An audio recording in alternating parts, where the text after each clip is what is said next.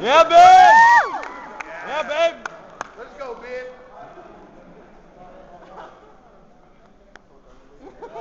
Y'all lead? Who gonna lead? What's up? Let's have a lead. I'm confused by Jeff Foxworthy because usually when you have that mustache, parents will try to keep you away from their fifth graders. You guys know what eHarmony is? You guys lonely? Yeah! eHarmony's weird. Their commercials are weird to me because they seem very contrived. It seems as if people at eHarmony were like, oh, well, they met online, so we should make them as different as possible. He looks like a pug in a System of a Down t-shirt. She looks like chemotherapy Carmen San Diego. Damn. Perfect match. Going in. So, I like rape whistle. That's a horrible segue. Hold on. Not gonna belittle rape. No one likes rape. That's horrible.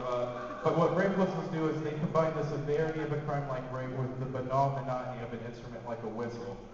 And to me, that juxtaposition is amazing. I think we should have more things like that. But like, there's no crime more severe than rape, and there's no instrument more boring than a whistle. So you need a less severe crime and a more interesting instrument, like a theft tuba, or a larceny harmonica. My personal favorite, a harboring a fugitive glockenspiel. Whenever I travel, I carry a lot of baggage. I don't pack anything. I'm just really open with the other passengers.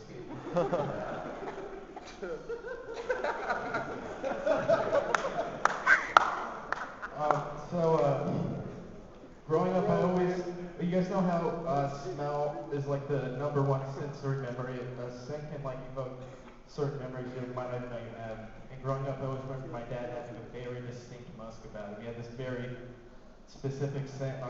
He was like, oh, I haven't had, so I was like, oh, this is what a man smells like. This scent is masculinity and manliness. That's what it is. And it's real disheartening and disillusioning when you grow up and you realize that that smell is just marijuana and air freshener.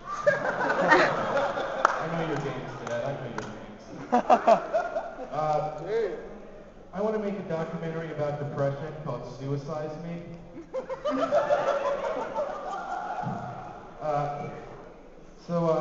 This guy I was friends with on Facebook was posting all these statuses that were lessons to girls, and they were like very self-serving, just making him look good, while like they're trying to be like, have self-confidence, or let's make sure we have those traditional marriage rules, and they're just horrible. Like, he'd be like, lesson number one to girls, beauty starts with your personality, not with your makeup, and they're just fucking horrible. And like, he's obviously doing to be like, hey, look how great of a guy I am, when he's really just a douchebag. So I started making my own lessons to girls, and I tagged him in all of them until he deleted me. I wanted to share it. Lesson number one to girls. If a guy is all like, I like you, no homo, he is a dragon. Lesson number two to girls. If he has a penis, he will rub it on your childhood. Lesson number three to girls. Date a guy with money. He can buy you things like love and fiber. Lesson number four. Don't date a guy named Jason. If his name is Jason, he is literally made out of goatees. Okay. Lesson number five. If he wants to be friends with benefits, you say, no way, Jose, because you're already covered by your parents' health insurance. Lesson number six. You look great in those jeans. Jeans is a metaphor for pajama pants, which is a metaphor for Toyota Camrys.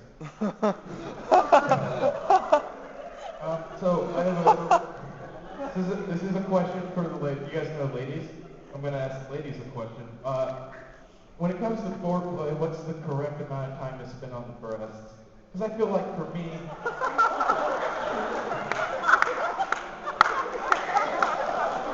Hey, record this answer. I need to know this. Take notes. I'm taking notes with my little Bro, pencil. you don't want to spend too much time on the breast, bro. Don't squeeze the breast too much. I feel like for me, mine rarely get touched.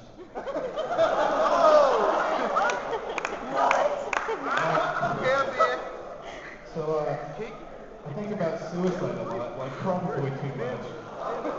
I know you guys are probably like, hey Ben, my name's Ben, that's where that comes from. You're like, Ben, I don't think any amount of thinking about suicide is like a healthy thing, to which I say, I think you're wrong. Here's an example. You know, sometimes you're at work and the corporate cesspool of retail is slowly yet effortlessly sucking the life force out of your soul. You find yourself thinking things like, if I'm to say, would you like to apply for a Target debit or credit card so you can save 5% a day and every day one more time, I'm going to jab a knife into my ear and start making tally marks for every day I've truly been dead inside, fully knowing that would kill you. Then you take a deep breath and you relax a little bit because, hey, you go out work now, you probably get some Taco Bell and jerk off, you're going to be fine. That's when you realize you don't have a bad case of the Mondays. You just have shitty perspective. Suicide gets you. My friends say to me, they're like, hey man, don't kill yourself, I don't know if I can handle that. Just fine, they can say that to me, they're my friends, but like I'm never being sad when they do it, like I'm never making like a Xanax curry and like wiping my tears with the People magazines, or like, I don't know why they're saying it. But I think I figured it out. I think they think about me killing myself, and they probably think to themselves something like, man, I bet if Ben kills himself, I'd get a pretty sweet sympathy BJ out of the deal. And they like catch themselves thinking that. They're like, holy shit, I'm a horrible person. And then they say it to me and they're a horrible friend. But like, I definitely don't have the balls to kill myself. Like, I don't even have like the balls to like ask a girl out in a way that's not like weird or funny. Because at least then, when she says no, we had that final funny moment as the candle of our friendship flickered and died. And, but like, yeah, no, like, I definitely don't think I can kill myself. Like, why would I just dive into the deep end of suicide, like cannonball into complete absolution of self, when I'm having a real good time with my suicide floaties in the shower, and like not even in the pool, just sitting on the edge with my feet in the water, kicking it up on people and laughing. Alright, here's my last story. So my mom called me and she said, hey, you got any plans tonight? And I was like, me on a Friday? I mean, I was just going to drink and watch Battlestar Galactica. Not really. And she was like, you do now? And I was like, sweet, mom day? And she was like, you betcha. You know, like Sarah Palin, but more likable. And I was like, Applebee's? And she's like, oh, no, sorry, not tonight. I need you to drive me to the hospital so I can have vagina surgery. And I was like, so Applebee's. Because that's what eating at Applebee's tastes like. Eating at Applebee's tastes exactly like driving your mom to the hospital so she can have vagina surgery. My name is Ben Hill, thank you. Yeah, bud. Yeah, Ben.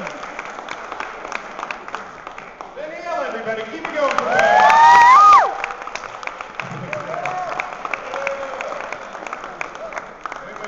My favorite part about watching that set was he talked about suicide for like 3 minutes, and yet you guys were the most shocked when he made a joke about the Toyota Camry. It was like, don't mess with the Camry, man. That's some dark stuff.